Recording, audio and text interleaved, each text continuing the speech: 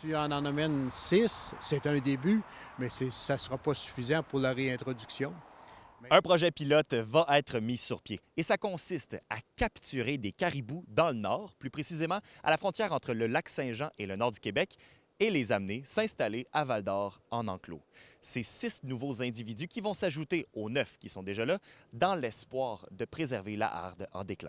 Toutefois, selon Henri Jacob d'Action Boréale, l'idée de déménager des individus pourrait poser des problèmes, notamment au niveau de la rétention. Il y a un problème avec les bêtes adultes qui sont habitués d'un territoire comme ceux qu'on va aller chercher. Ils vont avoir tendance à vouloir retourner à leur territoire. Puis comme c'est des bêtes qui peuvent voyager sur de grandes distances, c'est pas nécessairement un problème pour eux autres. Sur 21 hardes connues au Canada qui sont étudiées, il y en a 19 qui sont en danger en grande diminution et en danger peut-être de disparaître.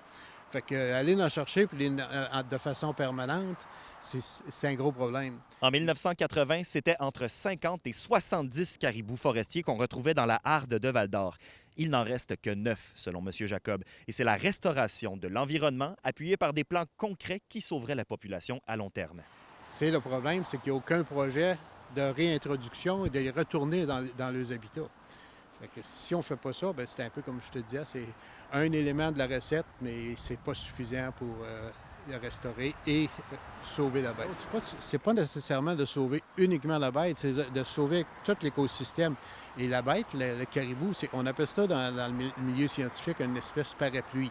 C'est-à-dire que si lui, il se met à réagir de façon négative, c'est certain que ton écosystème est en train de s'en aller de façon négative. Le gouvernement du Québec a pour sa part promis une grande stratégie pour la préservation des caribous.